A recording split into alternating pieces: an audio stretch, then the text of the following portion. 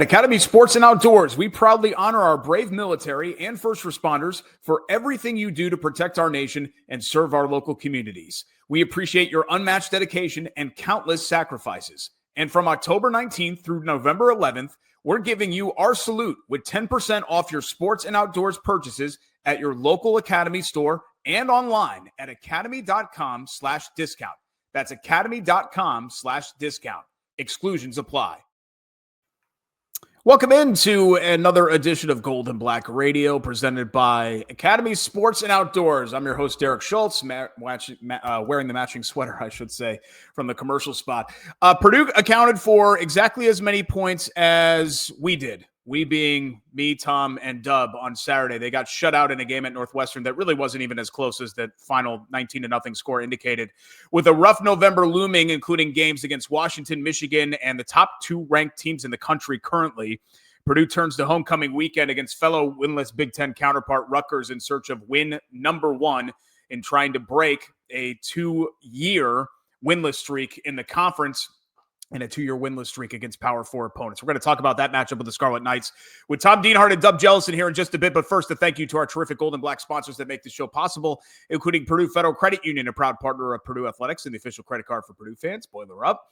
East End Grill and Ripple and Company, two distinctive bistros across the street from one another on the far end of Main Street, the perfect place for your next event. The Whitaker Inn, this Midwestern oasis is perfect for a relaxing staycation or a weekend getaway. Escape from the ordinary at the Whitaker Inn. Sand Valley Resort, ready for a winter getaway? Discover the stillness and beauty of Sand Valley. Our stunning 12,000-acre landscape is the perfect place to explore, whether you're cross-country skiing, enjoying a quiet walk, or relaxing by the fire. With thoughtfully designed accommodations and nourishing dining, Sand Valley is a place to reconnect with yourself and those you love. Find your winter retreat at sandvalley.com. And finally, the Purdue Institute for Cancer Research. The Purdue Institute for Cancer Research has a history of innovation and one goal for the future: defeat cancer. Purdue brings together world-class Boilermaker scientists from all across the university, conducting cutting-edge research that uncovers new ways to prevent, diagnose, and treat cancer. With your support, cancer research saves lives. Join the fight and donate to the Purdue Institute for Cancer Research today. Let's bring aboard goldandblack.com football writers Tom Dienhart and Dub Jellison as they join us here on Gold and Black Radio, Tuesday edition. And Tom, last week we were kind of lamenting a lost chance for Purdue, right? A blown chance in Minneapolis. But up at Northwestern, frankly, it didn't appear like they even had a chance at all from the get-go. This was about the biggest 19-0 blowout that I've seen in quite some time. I need to reconnect with myself after watching that game, Derek Schultz. I need a refreshing staycation or a trip to Sand Valley Resorts. 19-0 felt like it was almost 72-0, right? Just they seemed uninterested. Didn't seem to think kickoff started at 2 p.m. Central Time. Just a real head scratcher for everybody involved, from the coaches to obviously to the fans too. If anybody happened to join Knucklehead Central and kind of troll that message board to take the temperature of the fandom. But yeah, after what we'd seen, guys, especially the week before at Minnesota, the near win there, the effort, the all-around pretty solid game to turn around a week later and to lay that gigantic egg, it was very disappointing, very disconcerting. Staff has to hope it was an anomaly, right? Because coming up this week's probably their last realistic chance for a victory with Rutgers here for homecoming. So yeah, a lot of soul searching this week, guys. We'll see if Purdue comes up with some answers. And as we'll get into, there's a gigantic X factor now hanging over this game, right, with the quarterback situation. Yeah, and I wanted to talk about that, and we will hear it in just a second, Tom. But Dub, obviously their problems go beyond the rush offense and rush defense, but all those good things about those two areas just seem to, from the previous 2 weeks, seem to sort of evaporate along with other things up there in Chicago. 229 rushing yards allowed to the Wildcats. Purdue played from behind all day, so they were never really able to get going on the ground game, even though, the early returns, I think Devin Mockabee only ended up with 7 carries. Are they back to square one now? I mean, I think in a way they're back to square one in a lot of different areas, but particularly on both sides of the ball with the rush. Yeah, you look at the progress that they had made the previous 2 weeks in spite of those losses. You kind of thought that even though Northwestern has a pretty good ground game, you thought that Purdue would be able to combat that, make Preston Stone beat them. That didn't happen. Northwestern ran all over them. And then Purdue's ground game was just stifled. kind of similar to what we had seen previously. And, I think it just speaks to how inconsistent they've been across the board. It's never really been one or two things that have been the Achilles heel. Like, yes, there have been things that, have been issues all season, but it just feels like there's something every single week that goes wrong. And Josh Henson kind of spoke to it today when we talked to him, just about becoming more consistent. And I think, Mike Shear probably feels the same way, and Barry Odom feels the same way. I think the consistency of this team is very poor. And that's what's holding them back, because they can't put together a full 4-quarter game. They couldn't even get 1 quarter really on Saturday, but the consistency of this team is really what's holding them back, and I think is one of the main reasons for this 5-game losing streak they're currently on. Tom, Barry Odom provided an update earlier today. Dub, I know you wrote about it. Ryan Brown looking doubtful for this game against Rutgers, and so they'll have to turn to Malachi Singleton. Is this a chance for Singleton to perhaps win the job, not just be in fill-in duties? He threw 2 interceptions and a little bit of a mixed bag on Saturday, but then again, he was, kind of on a sinking ship there with the way that the Boilers came out and played. Yeah, there's no doubt a great opportunity for Singleton to maybe capture lightning in a bottle and, win the job because he's given that opportunity because of injury to Ryan Brown. He took that big hit, Derek, early in the second half, I believe, a left shoulder injury. Really not sure if he was healthy enough to go back in the game Saturday. Guessing he wasn't, given his doubtful status for this week. So who knows, guys? Sometimes crazy things happen off situations like this when it seems like more doom and gloom. Maybe this turns out to be a crazy turn we don't see coming that turns into a positive thing. Time will tell, but it looks like Singleton's probably going to be the guy. I asked Josh Henson if he calls the offense any differently based on Brown being the quarterback or Singleton. He said, yes, of course, that's obvious. But he did say he has more runs. He does more things in the run game with Singleton, but the passing attack is basically the same. So we've seen some extended runs on Singleton. He's still a work in progress. He's never started a game. Of course, came here from Arkansas. We've seen him used mostly in just situations in the red zone and that hippo personnel. But, again, you never know where this is going to go. And maybe this is a spark this offense needs, a heck of a dual threat. Can you throw the ball consistently enough? But more importantly, guys, I think for him, can he avoid the big mistake? We saw 2 turnovers last week, the fumble loss and the interception. So he's got to stay within himself, and maybe Purdue can make something out of him if indeed he gets that start. Yeah, 3 turnovers, Dub, which some of those don't bother me as much because 2 of them came when the Boilers were sort of flailing there late in the fourth quarter and in desperation mode. But, man, 8 more penalties for 98 yards. I know that the people that listen to Gold and Black every week are like, oh, God, again, we got to talk about this. But it's a constant topic because it's a constant issue. Am I right? Yeah, absolutely. You have to talk about it. And I think it's driving Barry Odom up a wall. Just having to focus on losing the turnover battle every single game. And, I think all of us were kind of surprised and then maybe optimistic about how many penalties they had across the first 2-3 games. I think it was just 10 across the first 3 games. And since then, they've been averaging 8+. So, and that's something where you look at the roster, you're not going to be as talented as a lot of teams you're playing. You can't afford to make bonehead miscues and give other teams chances.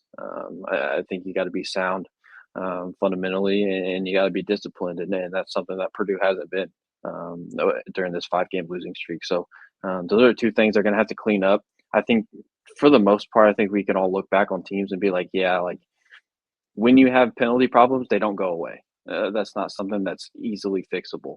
I think it's just something that kind of sticks with teams.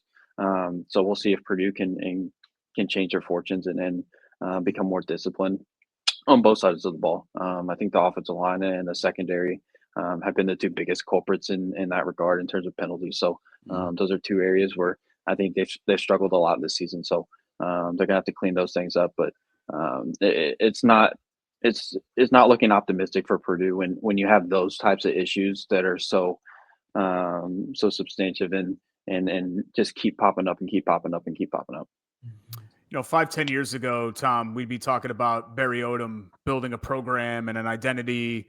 I mean, I remember doing that Daryl Hazel's first year or Danny Hope's first year, but in this Portal reality, any new coach, they're just not afforded the luxury of waiting anymore, right? We just can't talk about the program like we talked about it in 2015 or 2019 or even 2022. I don't mind competitive losses to USC and Illinois. I understand that those games got away, but while Northwestern's defense just getting stomped by them like that and looking, as you said, uninterested, it just sits with me differently than these other losses. Like Minnesota, I was frustrated because I thought that was a game Purdue could have won. Illinois, USC, Notre Dame are just kind of like, hey, what are you going to do? This one is still kind of sitting in the pit of my stomach right now, and I think I speak for a lot of Purdue fans when I say that. Yeah, you're not alone, and I think it's sitting in the pit of Barry Odom's stomach too, Derek. Like you said, Northwestern took the opening kickoff and held the ball for about half the first quarter. I think about a 14-play drive, 76 yards or so, kicked a field goal. Purdue gets the ball back and goes 3-and-out punts. I mean, right there, those two drives sort of encapsulated how the whole game was going to go, and indeed it unfolded just like that. Domination by one side and cowering the team on the other side that didn't look like it was interested. Didn't tackle. A lot of missed tackles, guys. 16 missed tackles, a season high. We could dwell on the negative all we want. There was plenty to dwell on from last week. But, Derek, I asked Barry Odom today because I'm always interested. Have you ever gone through something like this before? Have you ever had to navigate these rough waters like this? And he has. At Missouri, he's there for 4 years, and in 3 of those years, he endured 5-game losing streaks. One year he started 1-5, but rebounded to get the Tigers to a bowl game. So it's always, for me at least, encouraging to know a guy has been through this before. He's not a blue blood who's only won wherever he's been. You really only learn when you fail, right? And that's my point. Is Barry Odom has failed and struggled before, and he's in it neck deep right now. He knows it. But again, he's been there before. If you're a fan, that's got to be encouraging. If you're a player, that's got to be encouraging. So we'll see if Barry can summon some of the magic he had in Columbia to revive those Tiger teams and replicate that here in West Lafayette. But he knows he's challenged, and he said in the press conference he knew this wasn't going to be a cakewalk when he took the job. Yeah, he was right about that for sure. We had talked about this, guys, given the November schedule. A lot of things feel like they're on the line here. Homecoming Saturday against Rutgers, a 2-year Power 4 and Big Ten winless streak. No one is going to throw a parade over 3-9 or 1-8 in the Big Ten, right? Because obviously Purdue wants to be substantially better than that. But Dub, how important is this one just to have something to show for this season, especially against a Rutgers team that look like defensively they're a disaster. They haven't won a Big Ten game. They got run off the field by Oregon. You would think that if the win is going to come, as much as maybe we've talked about some progress and some areas of optimism, I think a lot of those things will be hard to squint and see if we're talking about another winless Big Ten year and a home loss to Rutgers. I don't know, Derek. I've been kind of optimistic the last couple of weeks. It hasn't worked out for me in my picks. But no, I coming into this 3-game stretch with Minnesota, Northwestern, and Rutgers, I thought Purdue had to get 2 or 3. They're obviously not going to be able to do that. So you have to get this one. I think if you lose out, it's maybe the style in which you lost. It makes you feel a little better, but you're still not winning a game during Big Ten play. You'd have to go back to 2023. So I don't know how many days that would be between November 2023 to I think August of 2026 if Purdue can't pull out a win. Likely this weekend. As Tom talked about off the top, it's highly unlikely that Purdue gets any wins in November. So I think my fear was that Minnesota game the beginning of the end just for this team. I think that the loss was so demoralizing. Mm-hmm. Could it be impacting their psyche and they've kind of, I don't want to say quit because I think a lot of those guys still care and they're still playing hard. And I never want to say that players quit on the field, but is that loss going to take a toll on Purdue moving forward for the rest of the season? I don't know the question to that. I think if we go based off Saturday, I think, you could talk me into it. So we're going to see on Saturday if Purdue can respond. And I think one of the biggest keys is, can they get off to a better start? That's something they've struggled with all year. except for the Ball State game. I think the coaches and the players have talked about it, wanting to get off to better starts and needing to get off to better starts in games. So I think that's going to be the biggest key on Saturday against Rutgers. Yeah, Barry Odom has navigated choppy waters before in his previous stops, and he's going to have to do it again here. We're back Friday for another edition of Gold and Black Radio to get you set for homecoming Saturday against Rutgers. In the meantime, the absolute best Purdue coverage can be found right here on the goldenblack.com network, on the website, and on social media. So follow Tom and Dub for all the latest when it comes to the Boilers. Fellas, we appreciate it, and we'll see you back at Ross-Ade coming up here on Saturday. Thank you, Derek. Thanks, Derek. That's Tom Dienhart and Dub Jellison, and that's our show for this Tuesday. Want to thank our presenting sponsor, Academy Sports and Outdoors, as well as Purdue Federal Credit Union, the official credit card for Purdue fans. East End Grill and Ripple & Company, two distinctive bistros across the street from one another on the far end of Main Street in Lafayette. The Whitaker Inn for unparalleled comfort and cuisine. Visit the Whitaker Inn. Sand Valley Resort with thoughtfully designed accommodations and nourishing dining. Sand Valley is a place to reconnect yourself with those you love. Find your winter retreat at sandvalley.com. And the Purdue Institute for Cancer Research, which has a history of innovation and one goal for the future: defeat cancer. Join the fight and donate to the Purdue Institute for Cancer Research today. And don't forget to hit the like and subscribe button on whatever podcast or platform you're utilizing. Maybe you're watching me right now on YouTube. We would really appreciate a review, a 5-star review, hopefully, if you enjoy the show. And if you really enjoy Purdue men's basketball and football, you're going to want to be a subscriber at goldandblack.com. New highlights, new videos, new content. Dub. Tom, it's hoop season, guys. Thank God for that. Brian Newbert, the best that there is when it comes to covering Purdue basketball. Carm, Knucklehead Central, Gold and Black Radio, everything right there at goldandblack.com. It is a cornucopia, again, 'tis the season, of Purdue coverage for men's basketball and football, and you're going to want to be part of that there if you're not already a subscriber. We'll see you next time Friday for our Gold and Black Radio preview show, but until then, I'm Derek Schultz. Have a great rest of the week. As you all know by now, Gold and Black Radio has also teamed up with BetMGM this season. We'll be using BetMGM lines to make all our picks, and we'll have special offers for our listeners each week. When you join BetMGM, you get access to a variety of parlay selection features like same-game parlays, live betting options, and more. If you haven't signed up for BetMGM yet, use bonus code ON3, and you'll get up to a $1,500 first bet. Offer on your first wager with BetMGM. Here's how it works. Download the BetMGM app and sign up using bonus code ON3. Deposit at least $10 and place your first wager on any game. You will receive up to $1,500 in bonus bets if your bet loses. Just make sure you use bonus code ON3 when you sign up. Make this college football season one for the history books. Make it legendary. See BetMGM.com for terms. 21 and over only. U.S. promotional offers not available in New York, Nevada, Ontario, or Puerto Rico. Gambling problem? Call 1-800-GAMBLER.